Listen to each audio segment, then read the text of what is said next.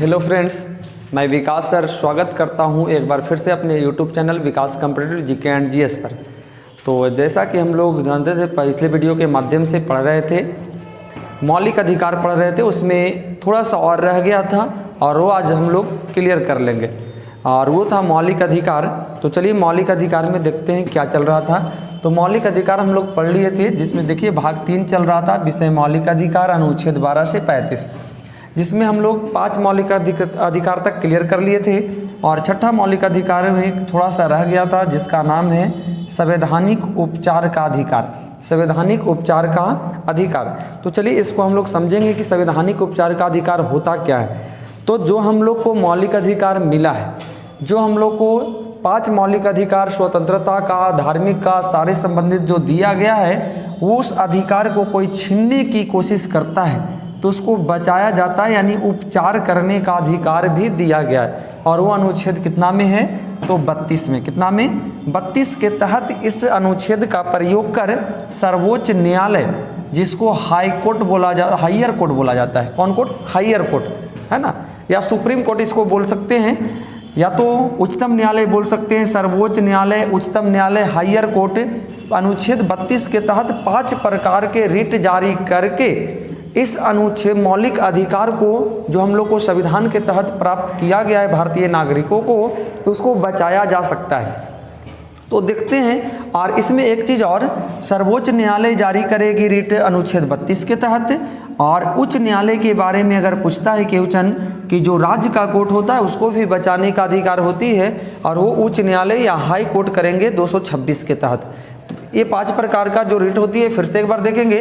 सर्वोच्च न्यायालय करेंगे 32 के तहत और उच्च न्यायालय जारी करेंगे 226 के तहत। कितना अनुच्छेद के तहत? 226 के तहत। तो चलिए रिट क्या होती है, कौन से रिट किस माध्यम से होती है जारी, किस प्रकार से होती है, तो देखेंगे। सबसे पहले तो हम लोग करेंगे 5 प्रकार का रिट होता है कौन कौन। तो सबसे पहला का नाम है बंदी प्रत्यक्षीकरण। क्या नाम है? बंदी प्रत्यक्षीकरण, जिसको हैबस कॉर्पस बोलते हैं। क्या बोलते हैं? Habeas corpus. तो देखते हैं, सबसे पहले देखेंगे कि हैबस कॉर्पस होता क्या है। तो बंदी प्रत्यक्षीकरण, ये देखिए, बंदी कोई व्यक्ति को जब गिरफ्तार किया जाता है, क्या किया जाता है? गिरफ्तार किया जाता है, तो उसमें कहा गया है कि 24 घंटा के अंदर, कितना घंटा के अंदर? 24 घंटा के अंदर न्यायालय में उसको पेश किया जाएगा।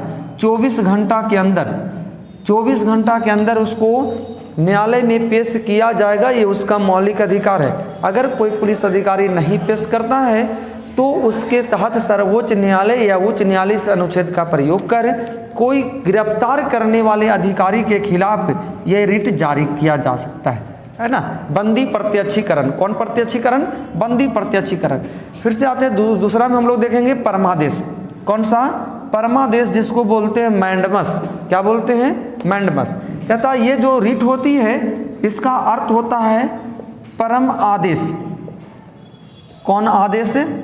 परमादेश को जब तोड़ेंगे हम लोग तो इसका अर्थ होता है परमादेश, परम आदेश, यानी जो मुख्य आदेश होती है।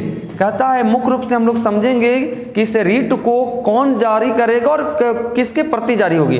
तो कौन जारी देख लिए, अगर सर्वोच्च न्यायालय जारी करेगी तो अनुच्छेद 32 और उच्च न्यायालय जारी करेगी तो 226। तो कहता है कि परम आदेश जो जारी होती है, परमादेश, ये किसके खिलाफ होता है? तो ये कोई भी सरकारी अधिकारी के खिलाफ। किसके खिलाफ?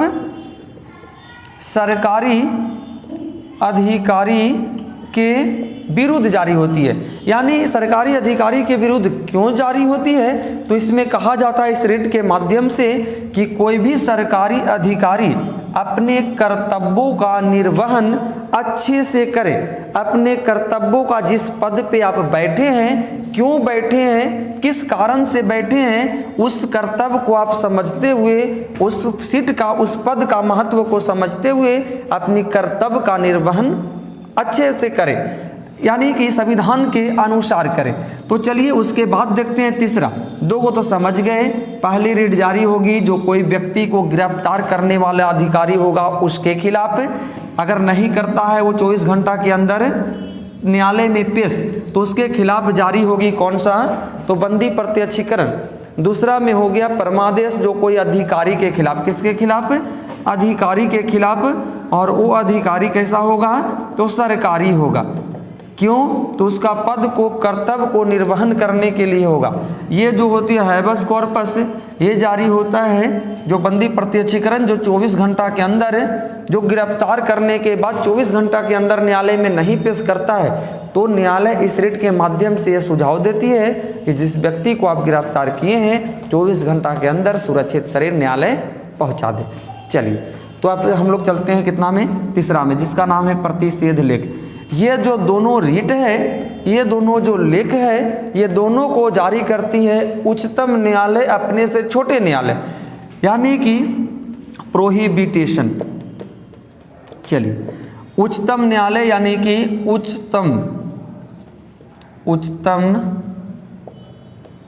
न्यायालय अपने से छोटे न्यायालय, अपने से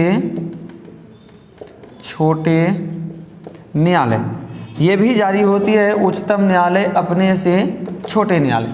बात दोनों में अलग अलग है। जब प्रतिषेध लेख जारी होगा प्रोहिबिटेशन, तो उसको कहा जाता है कि उच्चतम न्यायालय को यह आदेश देती है, उच्चतम न्यायालय किसी अपने से छोटे न्यायालय या अपने से अधीनस्थ न्यायालय को यह आदेश देती है कि अपने अधिकार क्षेत्र के बाहर का, यानी अपने अधिकार से ज़्यादा जो क्षेत्र का बात आता है, अपने से बड़े न्यायालय को भेज दे। अपने अधिकार क्षेत्र के बाहर का काम न करे, अधिकार क्षेत्र के बाहर का काम नहीं करे। ये आदेश दिया जाता है कौन सा रिट से, तो प्रोहिबिटेशन, जिसका नाम है प्रतिषेध लेख। कौन लेख, प्रतिषेध लेख।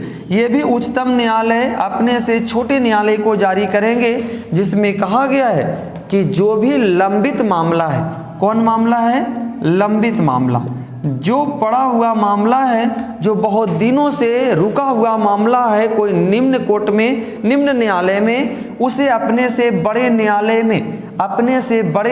में क्या करें, यानी छोटे न्यायालय को आदेश दिया जाता है इस रिट के माध्यम से कि अपने से बड़े न्यायालय में वैसे रिट को भेज दे, वैसे केस को भेज दे। कौन रिट के माध्यम से, उत्प्रेषण लेख के माध्यम से। चलिए, फिर लास्ट में आती है पांचवा, जिसका नाम है अधिकार परीक्षा लेख। कौन परीक्षा लेख है, अधिकार परीक्षा लेख। कहता है यह रिट सर्वोच्च न्यायालय या उच्च न्यायालय कोई फर्जी अधिकारी के खिलाफ जारी करते हैं, जैसे कोई गलत तरीका से क्यूआ ब्रांटो, जिसको बोलते हैं क्यूआ ब्रांटो, किसी गलत तरीका से, कोई गलत तरीके से किसी पद को अपना लिया है, उस पद पर बैठे हैं, लेकिन न्यायालय को किसी वजह से जानकारी प्राप्त हो जाती है, किसी माध्यम से जानकारी मिल गई, तो इस रिट को जारी करते हुए सर्वोच्च न्यायालय या उच्च न्यायालय उस अधिकारी को यह आदेश देते हैं कि उस रिट पर जांच बैठेगी। क्या बैठेगी, जांच बैठेगी। अधिकार परीक्षा, परीक्षा का मतलब जांच होना, परीक्षा जिसको बोलते हैं। लेख का मतलब लिखित, और अधिकार का मतलब किस अधिकार से उस पद पर बैठे, यानी उस पद की जांच होगी और उस जांच में आपको संतुष्ट जवाब देना होगा। अगर जवाब नहीं देते हैं तो आपके खिलाफ जो कार्रवाई किया जाएगा, न्यायालय के द्वारा जो दंड दिया जाएगा, उसको स्वीकार करना होगा। तो अधिकार परीक्षा के तहत किसी भी फर्जी अधिकारी जिसको लगता है, न्यायालय को लगे कि ये पद गलत तरीके से अपनाया गया है, तो उसके खिलाफ जारी होगी कौन, अधिकार परीक्षा लेख। तो एक बार फिर से हम लोग देखेंगे संवैधानिक उपचार का अधिकार अनुच्छेद 32 के तहत ये 5 प्रकार का रिट जो सर्वोच्च न्यायालय अनुच्छेद 32 के तहत, सर्वोच्चतम न्यायालय, कौन न्यायालय, सर्वोच्चतम न्यायालय, सर्वोच्चतम न्यायालय अनुच्छेद 32 के तहत और 226 के तहत उच्च न्यायालय, उच्च न्यायालय जिसको हाई कोर्ट कहते हैं। कौन कोर्ट कहते हैं, हाई कोर्ट कहा जाता है, और इसको हायर कोर्ट कहा जाता है, हायर कोर्ट। चलिए, तो हायर कोर्ट जारी करेंगे तो 32 के तहत और हाई कोर्ट जारी करेंगे 226 के तहत। तो फिर से पहले तो हम लोग को यही समझना है कि कौन सा रिट को कौन किसके खिलाफ जारी करेगा। तो यहाँ पर 2 ही कोर्ट जारी करती है, हाई कोर्ट और हायर कोर्ट। ये तो कन्फर्म है 5 प्रकार का रिट। तो चलिए कहता है बंदी प्रत्यक्षीकरण सर्वोच्च न्यायालय या उच्च न्यायालय कोई बंद करने वाला अधिकारी के खिलाफ जारी करते हैं और उसको यह आदेश दिया जाता है कि जिस व्यक्ति को गिरफ्तार किए हैं उसको सही समय से न्यायालय पहुंचा दे। चलिए, परमादेश ये कोई सरकारी अधिकारी के खिलाफ जारी होती है जिसमें आदेश दिया जाता है कि अपनी पद की निर्वहन सही तरीके से करे।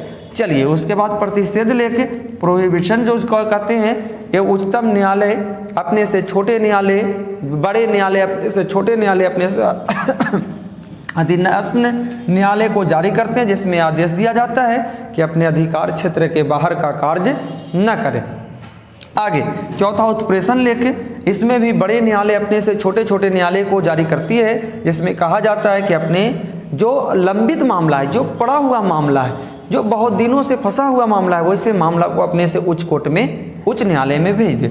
लास्ट में अधिकार परीक्षा लेके, जिसका मतलब होता है अधिकार, किस अधिकार से उस पद को आप अपनाए हैं, किस अधिकार से उस पद पर बैठे हैं, उसकी जांच होगी और जांच में अगर सही सही जवाब देते हैं तो ठीक है, और नहीं जवाब देते हैं तो न्यायालय के द्वारा दिया गया सजा आपको मानना पड़ेगा, एक्सेप्ट करना पड़ेगा।